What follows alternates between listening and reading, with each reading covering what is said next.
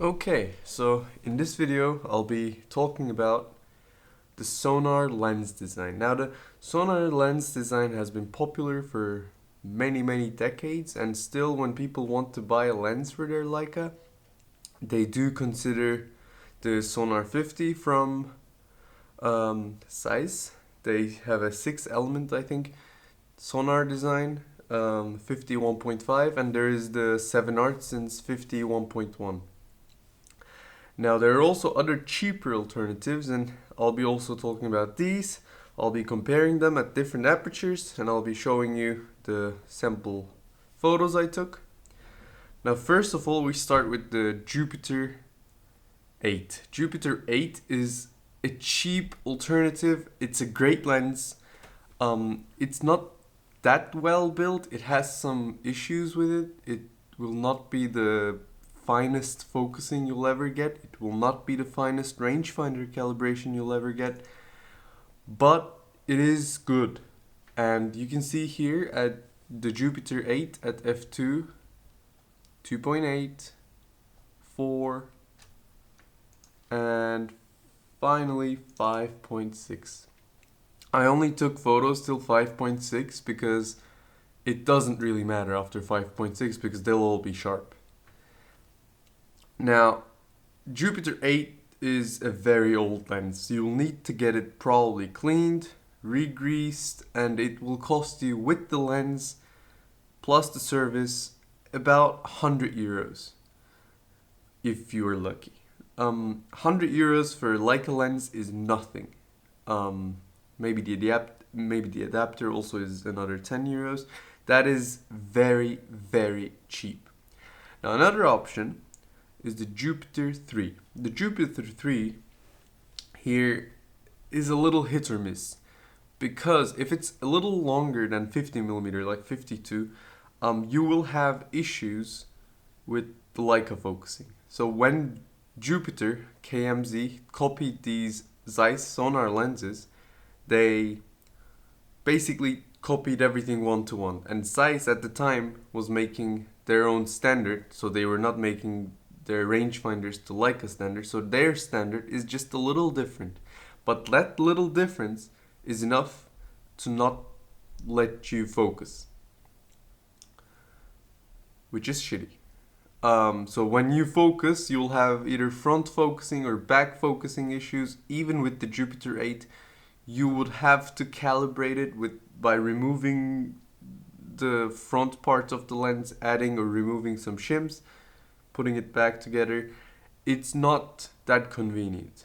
But, and this is a big but, there is the Jupiter 3 Plus, and from Lomography. Lomography went to KMZ and said, let's make a Jupiter 3 Plus, and the same lens design, better coatings, so it is better in theory. Now I got this lens, and now you'll see that f1.5, you'll see that the left corner of the image is completely out of focus. It's like all blurred, all smudged, and this is on an APS-C sensor, so this is not full frame. And f2, it's a little better, 2.8, 4, 5.6. At 5.6, they're almost all the same. But the issue here is that the curvature is just so out, it just gets all distorted, even just a little out of the center. Now the thing is, with Jupiter 8, the cheaper model, we didn't have, this is not the case. With Jupiter 8 at f2, you'll see that the image is sharper than the Jupiter 3 Plus at f2. The 3 Plus is a better built lens, but it is expensive. Finding it is not the easiest thing. The build quality is better, but, and that's, it is still flimsy. It just doesn't feel that good. Now, enter the 7 Artisans. The 7 Artisans is a Chinese 51.1 lens. It is a copy, a direct copy of the Sonnar design. It is beautiful in its build quality. It's smooth. The only issue is the clickless aperture, probably. And I'm worried that the grease in there will creep into the aperture and one day this will not be usable anymore. But the build quality is amazing. Now, let's look at the photos. The photos, f1.1, still, we see that there is some spherical aberration. The spherical aberration is undeniable, but the detail is there. When comparing this to the Jupiter 3 Plus, we see that there is less of a color cast and the detail is better. At 1.1, the detail is better on the corners. At 1.4, so this would be competing with Jupiter 3 wide open, this lens is sharp. It is incredible that it is sharp because online there are so many reviews that it's not sharp. I put this on the camera. I put all of the lenses one after the other onto the camera, and this is what I took photos of. 2.8, sharp all around. 4, again very sharp. 5.6, all of them are generally sharp. Now, couple of things about this lens. This lens is also not perfect. This lens will also have focusing issues. All Sonnar lenses will have focus shifting unless the barrel pushing the rangefinder arm is calibrated for this. Now the thing is, with the Jupiter 3 and Jupiter 8, you will have to do this yourself completely. You'll have to remove the back, the front of the lens from the back, adjust it yourself, and only then you will be sure that your lens is calibrated for whatever you want it to be calibrated. The 7 Artisans, on the other hand, you can calibrate it yourself. There are these 3 pins, 2 screws on the back, and you can loosen them and shift the cam in order to reach the desired calibration. I calibrated my own Leica M4 for 1 meter distance, and that means that when I focus further, I will have a front focusing issue. But that's not a problem because I'll just focus just a little further and it will be in focus. And the Sonnar design, when you close down the aperture, it back focuses. So if you're shooting something longer distance, instead of 1.1, you can just close down the aperture and it will back focus and it will be perfectly in focus.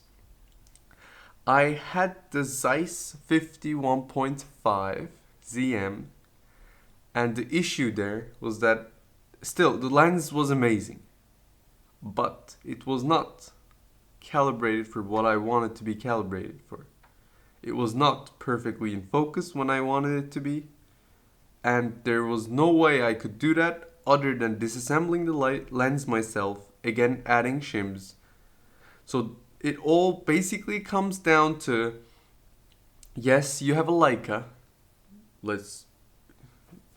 We have to live with that, so you need to have some more expensive lenses than, for example, Canon FD. What are your options? Now your options are either cheap Russian lenses, expensive German lenses, or this cheap Chinese lens, basically. I mean, yes, there are many other vintage alternatives, but when you consider the price and what this lens can deliver, there's really not much of a competition out there. Now I have this 7 Artisans 35 f2.2.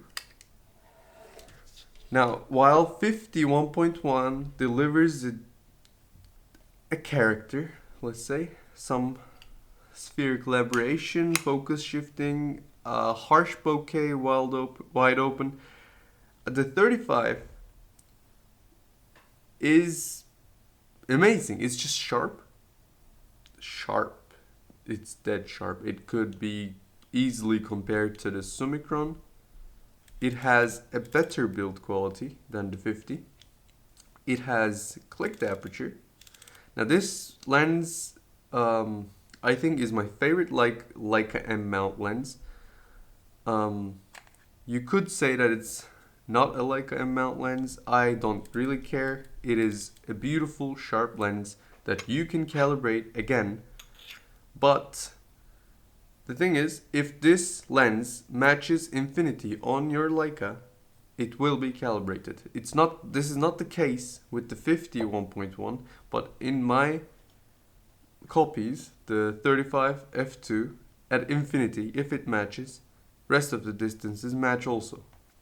With the 50, if you calibrate it to infinity, you will have back focusing issues.